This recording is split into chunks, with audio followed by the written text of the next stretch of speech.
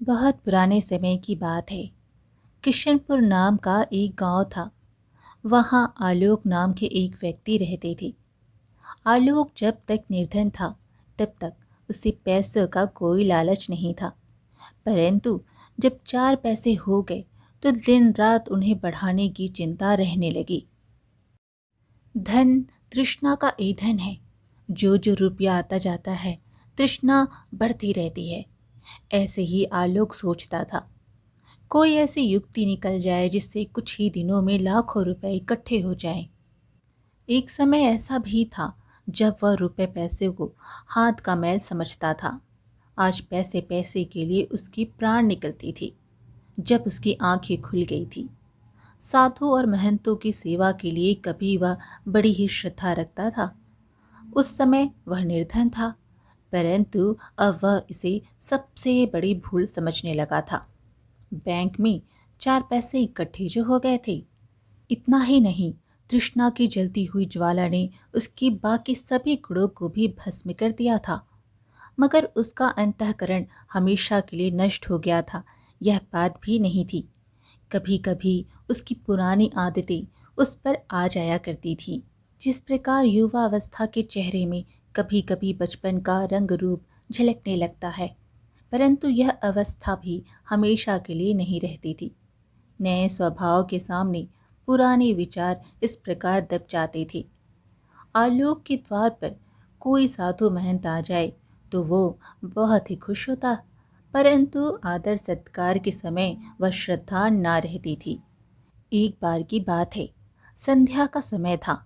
आलोक के द्वार पर एक साधु महाराज आकर रुके और विशेष गौरव के साथ बोले, बेटा, रात काटने के लिए साधु को स्थान मिल जाएगा।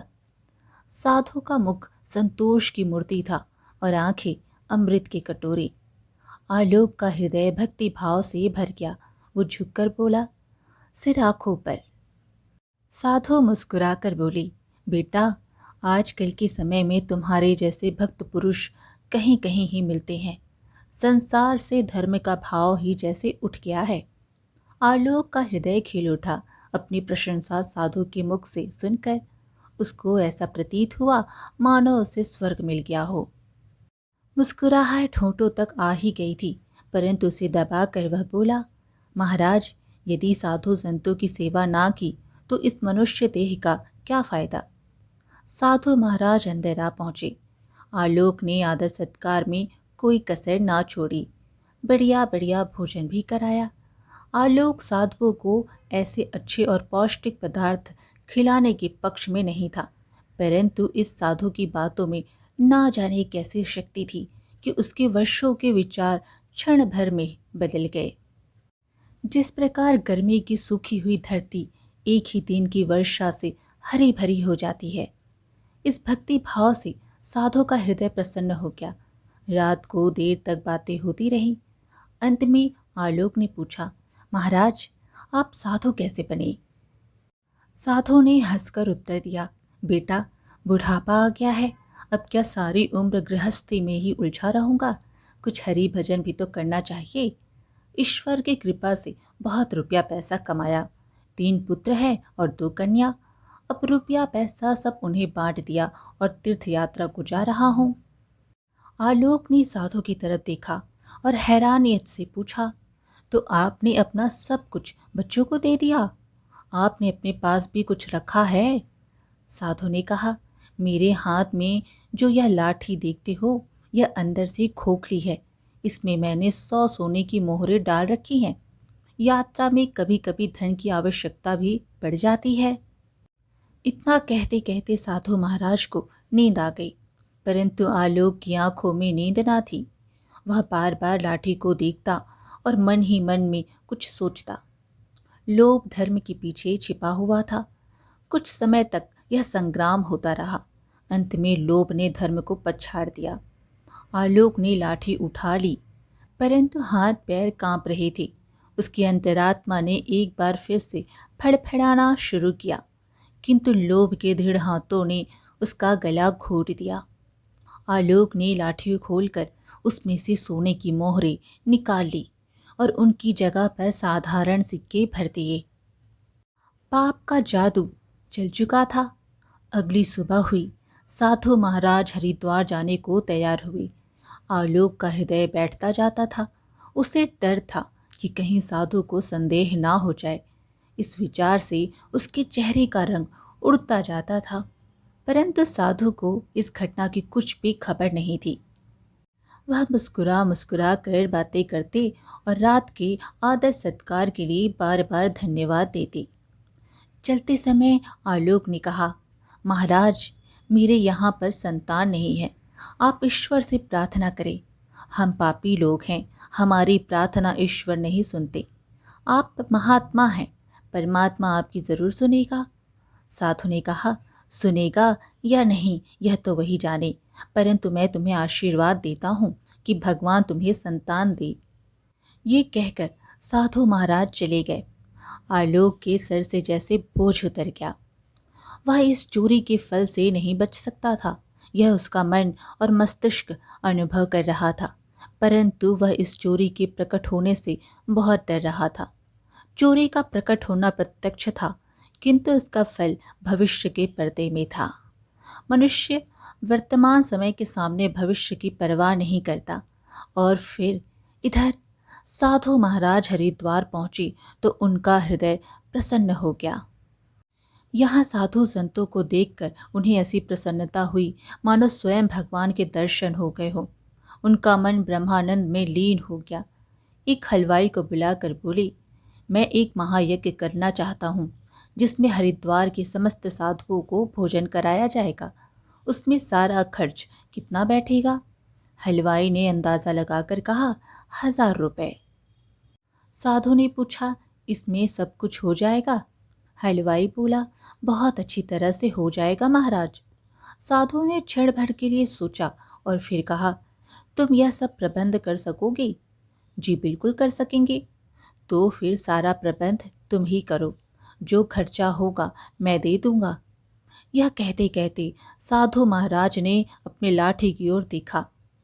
हलवाई ने कहा, महाराज, आप निश्चिंत रहें, सब प्रबंध हो जाएगा। दूसरे दिन यज्ञ हुआ। हरिद्वार भर में धूम मच गई। लोग देखते थे और आनंद से झूमते थे। कहते थे, यज्ञ बहुत देखे, परंतु इस उदारता भक्ति भावना से रुपया पानी की तरह बहाते किसी को नहीं देखा। ऐसे धन्ना सेठों की कमी नहीं है जिनके पास मोहरे बहुत बड़ी हैं।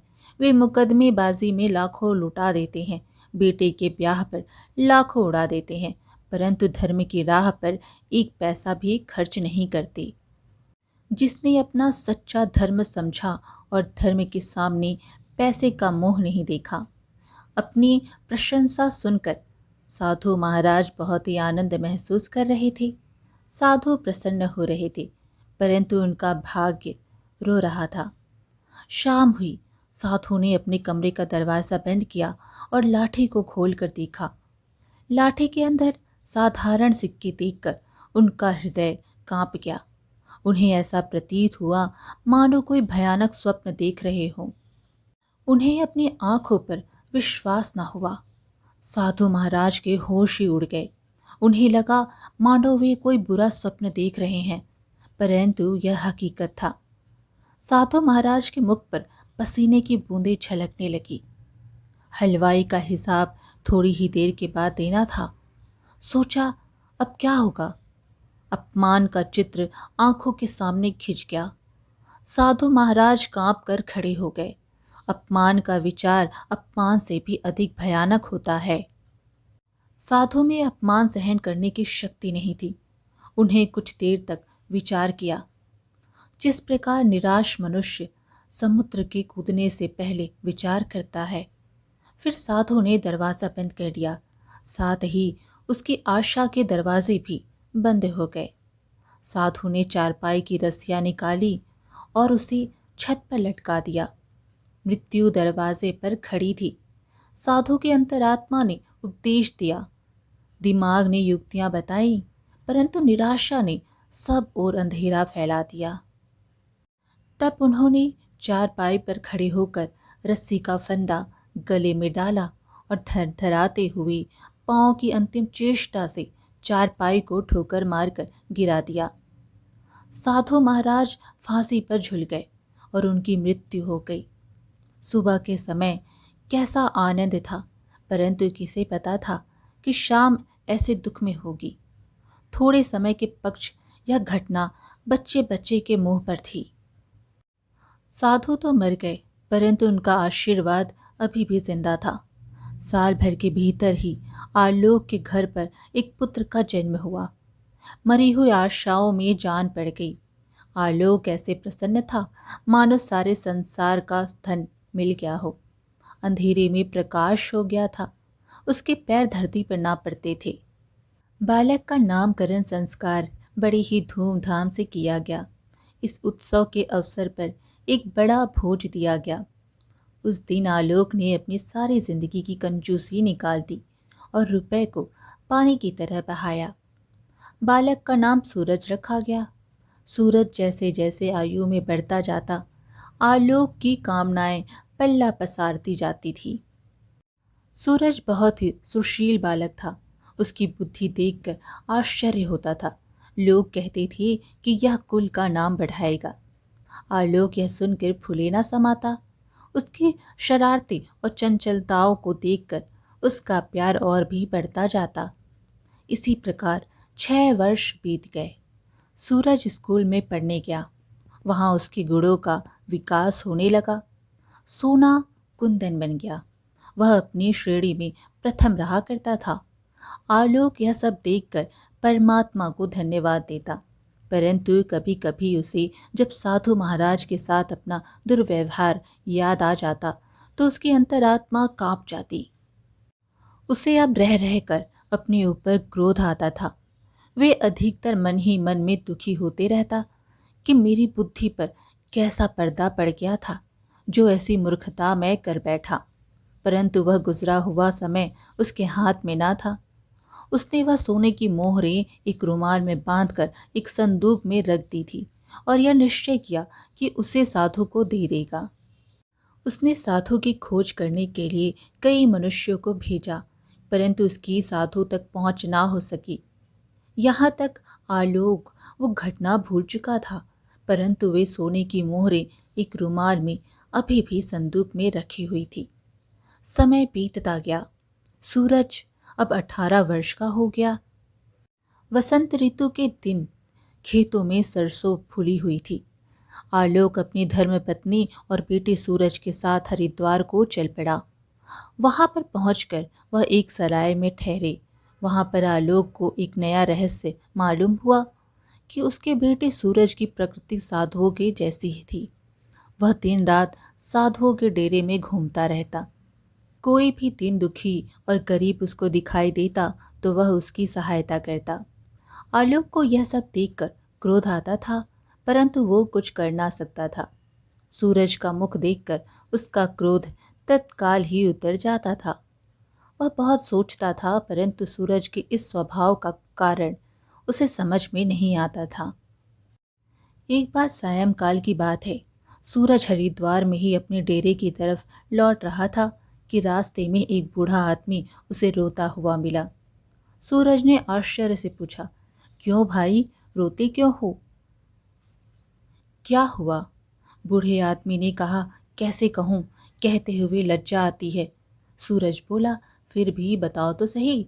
बूढ़े आदमी ने कहा, मैं गंगा जी में डूबकर अपना जीवन खत्म करने जा रहा हूँ, क्योंकि मुझे व्यापार में घाटा हुआ है और मेरे सर पर बहुत सा कर्ज है। सूरज बोला, व्यापार में घाटा हुआ है और कर्ज है, परंतु यह तो मामूली सी बात है। उस बूढ़े आदमी ने विचित्र भाव से सूरज की ओर देखकर कहा, मुझे ऋण चुकाना है, नहीं तो आत्महत्या करने के सिवा मेरे पास कोई चारा नहीं है। सूरज कुछ देर चुप रहा। यह मौन उस अभागे बूढ़े आदमी के लिए एक आशा बन गया। बहते हुए आंसू रुक गए। सूरज ने बूढ़े से पूछा, कितने रुपयों से तुम्हारा काम चल सकेगा?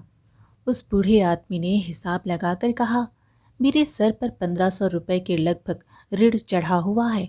सूरज बोला, 1500 रुपये? हाँ, 1500 रुपये। सूरज कुछ देर तक चुप रहा, फिर उसने कहा, चिंता ना करो, प्रबंध हो जाएगा। बूढ़े आदमी ने पूछा, तो कब तक? सूरज बोला, आज ही रात तक कर दूंगा। तुम मुझे कहाँ पर मिलोगे? बूढ़े ने कहा, चौक पर जो हलवाई की बड़ी दुकान है वह मेरी ही दुकान है, मैं तुम्हें वहीं पर मिलूंगा। सूरज दौड़ता हुआ वापस सराय में पहुंचा। उस समय उसके हृदय में हलचल सी मची हुई थी। वह चाहता था कि जितनी जल्दी हो सके हलवाई का संकट दूर कर दे। उसे किसी दिव्य शक्ति ने विश्वास दिला दिया था कि इस हलवाई की सहायता करना मेरा धर्म है। वह डेरे पर पहुंचा। माता और पिता दोनों कहीं बाहर गए हुए थे। सूरज का रास्ता साफ हो गया। उसने नौकरों से चाबियां ली और कमरे के अंदर गया, परंतु संदूक में ताला लगा हुआ था। सूरज पर भूत सवार था। उसने पत्थर लेकर संदूक का ताला तोड़ दिया और फिर संदूक टटोलने लगा। तभी सूरज के हाथ में एक रुमाल आ गया। उसने रुमाल को उठाया और हाथों से उसे जल्दी से खोला। उसका हृदय कमल की तरह खिल गया। उस रुमाल में सोने की मोहरें थीं। यह वही सोने की मोहरें थीं जो एक समय में आलोक ने साधु महाराज से चुराई थी। मोहरें गिनी तो पूरी 100 निकली। सूरज का हृदय प्रफुल्लित हो गया। उसने मोहरें जेब में रखी और रुमाल को वापस संदूक में कर दिया और इस तरह से भागा जैसे कोई पुलिस वाला उसके पीछे लगा हो। सूरज ने भलाई करने के लिए बुराई का सहारा लिया था। अपना काम पूरा करके सूरज वापस डेरे पर पहुंचा। रात का समय था। वह अभी आकर बैठा ही था कि उसके पेट में पीड़ा होने लगी। सूरज एक साहसी नवयुवक था। बड़े से बड़े कष्ट में भी वह हिम्मत नहीं हारता था, परंतु यह पीड़ा ना जाने किस प्रकार की थी कि उसके मुख से चीखें निकल गई। आलोक ने भी जब देखा तो उसे ऐसा जान पड़ा जैसे कोई विपत्ति पड़ने वाली है। वह दौड़ते हुए डॉक्टर के पास गया, परंतु अभी वापस भी ना आया था कि सूरज ने प्राण त्याग दिए। आलोक ने जब यह सुना तो बेहोश होकर गिर पड़ा और कई दिन तक बीमार रहा।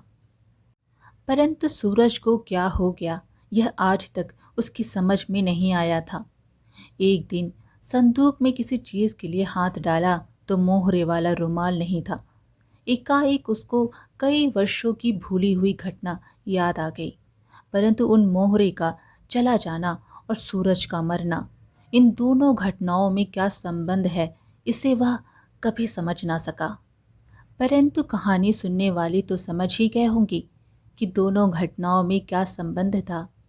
असल बात यह थी कि जिस साधु की मोहरे आलोक ने चुराई थी, उस साधु ने आलोक के बेटे सूरज के रूप में पुनर्जन्म लिया था और सूरज बनकर उसने ही वही सोने की मोहरे आलोक से चुराकर बूढ़े हलवाई को दे दी और अपना पूर्व जन्म का कर्ज चुका दिया। वह बूढ़ा आदमी वही हलवाई था जिसने साधु के लिए भंडारे का प्रबंध किया था। इस तरह से अपना ऋण पूरा करते ही सूरज के प्राण निकल गए। साधु ने पूर्व जन्म का अपना ऋण उस हलवाई को चुका दिया। आलोक को उसके अपने कुकर्म की सजा यह थी कि अब वह सारा जीवन अपने जवान बेटे की मौत के दुख में रोता रहा और यही उसकी सजा थी। आज की कहानी यहीं पर समाप्त हुई। फिर मिलेंगे एक और कहानी के साथ। कहानी पसंद आए तो लाइक शेयर ज़रूर करें और चैनल को सब्सक्राइब करना बिल्कुल ना भूलें। धन्यवाद।